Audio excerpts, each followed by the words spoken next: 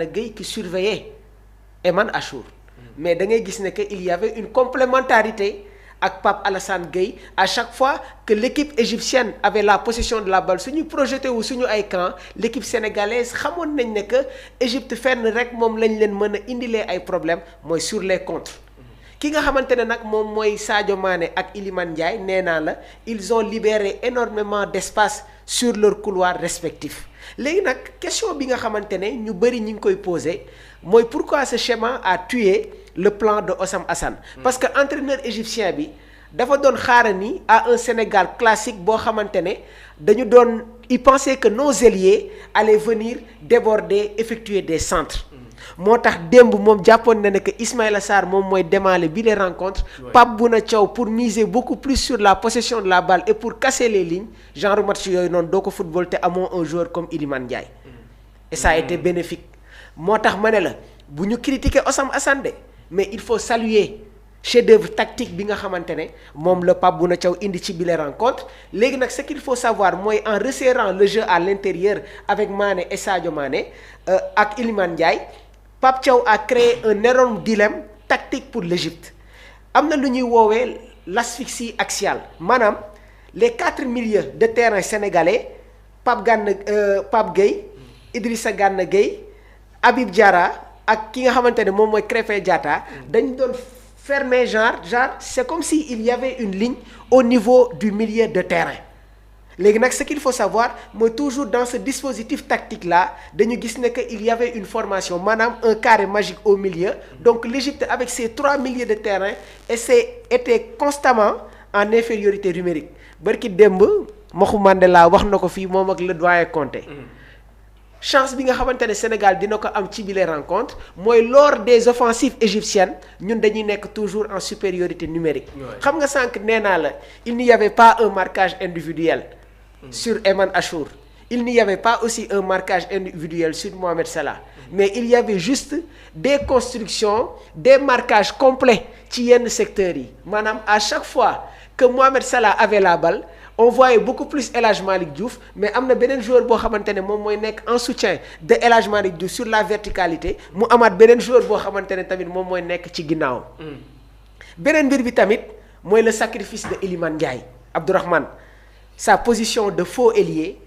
qui réplique dans l'axe à travers sa palette technique dafa permettre par moment à Krépin Diatta de se retrouver comme un piston pur léegi nag dans ce genre de situation là ki nga xamante ne moom mooy arrière gauche égyptienne bi dafa nekkoon dans une incompréhension parce que Iliman à chaque fois su dëggee du dem jouer ci horizontal bi de mais day jéem a piquer ci intérieur bi yóbbu ko permettant toujours à Krépin Diatta d'avoir beaucoup plus de liberté moo tax man nag li ma jaaxal dans la deuxième mi-temps bi ki nga xamante ne mooy Fatou génnee l'entrée de Trezeguet je l'ai pas compris wax naa la tamit sur l'isolement de Mohamed Salah c'est-à-dire sans le ballon l'équipe nationale du Sénégal dañ doon passer en un schéma 4-4-2 léegi nag Pape Bouna Thiaw dafa demander à Habib Diarra qu'il glissait sur le côté et El Hadj Malick Diouf de créer une zone de nasse c'était un match purement tactique nañu jëlaat suñu temps toogaat seetaan exactement lan la ñu Pape Bouna Thiaw proposé c'est un entraîneur qui a ses diplômes c'est un entraîneur boo xamante ne il a la capacité de décrypter de déchiffrer l'évolution tactique bi nga xamante ne moom la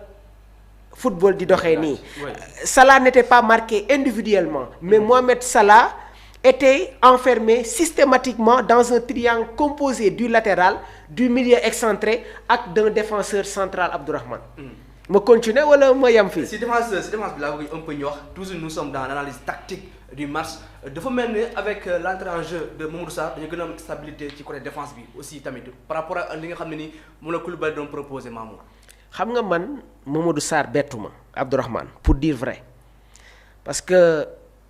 ne démb nee naa leen fii damay supporter équipe bi nga xamante ne moom mooy Chelsea Chelsea a des problèmes au niveau de la charnière centrale composée de Wesley Fofana ñoom Chalobah la blessure de Léo Colwill et je pense que Chelsea jamono jii nii ñi ngi rëccu sax le fait que ñu bàyyi Mamadou Sarr après la coupe du monde des clubs ñu abal ko équipe bi nga xamante ne moom mooy Strasbourg te gis nga démb schéma bi nga xamante ne moom la Sénégal doon footballé Pape Thiaw ñu bëri jàppoon nañ ne que il allait faire rentrer Abdoulaye Seck ma ne leen déedéet parce que ñu bëri comprendre ñu woon la disposition tactique on était à 3 derrière et Strasbourg Mamadou Sarr se retrouve dans cette position là bi ñuy jouer contre le Kenya ban schéma la Pape Bouna Thiaw indi woon on était à 3 derrière donc Pape Thiaw du schéma boo xamante ne dafa xaar ba ñuy jouer match. lu mu liggéey la. ma ne la. oui Pape Thiaw xaarul ba ñuy jouer demi-finale Coupe d'Afrique des Nations mu indi loo xamante ne essayé wu ko. Il a d'abord testé ce schéma là face au Kenya le Sénégal a joué à 3 derrière. Et Mamadou Sarr était titulaire. démb on s'est retrouvé dans cette même situation là moo tax le jeune était trop à l'aise beneen mbir bi tamit mooy Pape Thiaw a compris que il fallait coûte que coûte avoir un joueur boo xamante ne dafay exceller dans les relances. Parce que quand tu perds Kalidou Koulibaly avec ses relances dafa nekk une valeur ajoutée. Bien sûr. Dans l'élaboration tactique offensive de l'équipe doo dugal Abdoulaye Seck da ngay dugal ki nga xamante ne moom mooy Mamadou Sarr. Contre le Bénin aussi la titularisation de Abdoulaye Seck xawoon na ma bett tuuti trop mais Pape tamit il ne veut pas qu'il y ait des déclics des couacs dans la gestion structurelle de son équipe. Et quoi qu'on puisse dire Abdoulaye Seck est un cadre de l'équipe nationale du Sénégal parce que sous Alain Giresse mosoon nañ ko fi convoqué et à chaque fois nag mun naa ne que sur le terrain même s'il ne se donne pas à 100% dina am loo xamante ne dina ko joxe. Mais nag numériquement ñun ñëpp xam nañ ne que si on n'a pas un Kalidou Koulibaly Mamadou Sarr moom moo war a titulaire au niveau de la charnière centrale parce que booy bi niveau bi nga xamante ne mi ngi koy footballé ak assurance bi nga xamante ne mi ngi koy dégager. Vraiment c'est du très haut niveau. Léegi nag match bi nga xamante ne joué na ko démb. teel na ko dugal dans la finale. Parce que hier je pense que c'était une approche. te am na démb loo xamante ne tëb naa ko bi match bi jeexee Sadio a dit les gars calmez-vous. def leen nànk. Crépin Diatta ne leen c'est une demi-finale. nañ demaat xool la réaction de Pape Bouna Thiaw gis nga équipe bii nii niveau bi ñuy footballé ça dépasse encore une fois le contexte africain. D'accord. Je ne parle pas sous le coup de l'émotion. Oui. nekkuma di wax ci excès de confiance. Oui. Mais avant la Coupe d'Afrique des Nations. Propos yi moom laa nekkoon di tenir parce que je connais la valeur de cette équipe. Et joueurs yi dama leen di seetaan régulièrement. si seen club. te xoolal li ñu Pape Bouna Thiaw proposé contre le Mali ak li nga xamante ne démb moom la indi contre Égypte. jarul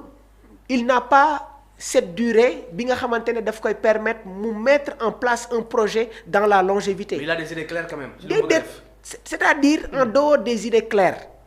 Pape Thiaw est tenu par des circonstances objectives. Parce que chance bi nga xamante ne tey jii am na ko mooy nos joueurs sont dans les grands clubs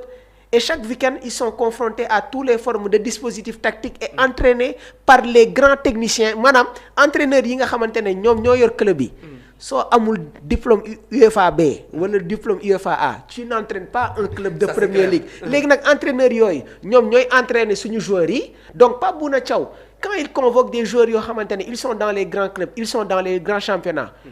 liggéey bi du bëri. xam nga fan la ñuy xamee xarañteefam. ci communication am. te nag démb loolu la wane waaye nag Pape daf ma indil loo xamante ne jàpp ma ko woon à ce niveau de la compétition. Pour une première approche concernant la Coupe d'Afrique des Nations nga wane lii et avant match contre Égypte bi neewoon naa leen tamit nañ génnee VAR yi le Sénégal va produire son meilleur football et je pense que hier. moom aussi match de référence ci Coupe d'Afrique contre Égypte. On attendra la finale inchallah. Très bien alors Mamour Mahou Mandela ñu bëri aussi ñu ngi réagir par rapport ak Mamadou Sarr ma question dama koy indiwaat est-ce que avec Mamadou Sarr dañu gën a am stabilité défensive ci équipe nationale. xam nga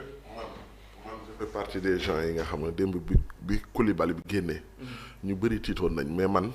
je m'étais dit que c'est un mal pour un bien. Un mal pour un bien. Non c'est normal parce que déjà xamoon nga ne c'était assuré que qu'il va pas jouer la finale. Bien sûr. nga am ci banc bi te attention pourquoi Koulibaly est un excellent joueur. L'un des meilleurs défenseurs du continent. Mais xam nga Mamadou Sarr lan la mën loo xam ne surtout Koulibaly mënatu ko démb da nga amoon Mamouche ak Salah. Salah soo leen seetloo bii bi muy dugal contre Bénin non loolu mënu ko def Mamadou Sarr il a essayé presque 2 fois 3 fois ci match bi parce que kee non seulement dafa am doole dafa njool mais dafa rapide c'est-à-dire Mamouche bu rëccoon da koy jëli est-ce que yaa ngi dégg bu baax il est très puissant te en plus yéen peut-être que vous êtes des jeunes ay boy ngeen seetaanoo leen papam Pape Sarr oui Pape Sarr moo doon football 90 minutes bu paree maillot bi mën na ko solaat dem soirée un joueur élégant très élégant clairvoyant football bu set boo xamante ni xoola yàkkamtiwul loolu boo ko daan xas sax xam la nga koy xas dafa yàkkamtiwul dara technique bu téye bal bi mënoo ko nangu mën na football un récupérateur buy football 90 minutes doo ko gis mu tàkkale non parce que xam na fu muy taxaw positionnement te loolu dafa baax ci défenseur central fan ngay taxaw ba bal bi bu ñëwee bu ñëwee après doo sonn soo leen seetloo intervention yi mu def yépp c'est li ko may mooy le bon positionnement un bon défenseur qui sait se positionner la plupart du temps pour mu du sonn démb il s'est privé de ces efforts là parce que xam na fu muy taxaw léegi nag ku nekk Ablaye Seck tamit am na ay atu mooy lan loolu sur les coups de pied arrêtés il est bon il est très bon il est même plus bon qu'un attaquant ça c'est vrai est-ce que yaa ngi dégg bu baax te en plus sur l'impact physique dafa am doole mais booy bi ñàkkul doole te yàlla daf ko may dafa njool est-ce que yaa ngi dégg bu baax te soo leen seetloo àdduna yàlla ay def loolu quoi soo leen seetloo dafa mel ni bi mu duggee Niakhaté il a dit après ci match bi c'est mon gars sûr c'est-à-dire sama booy la boo xamante ni je peux compter sur lui wóolu naa ko te da ngay gis que ne jël na Niakhaté def ko grand maanaam def ko grand te loolu daf ci baax kii Niakhaté bi muy ñëw au début moom ak Koulibaly da ngay gis ne kii c'est un excellent mais à un certain moment daan xaw di bañ mais avec le temps il a compris que Koulibaly il a plus d'expérience ba pare plus âgé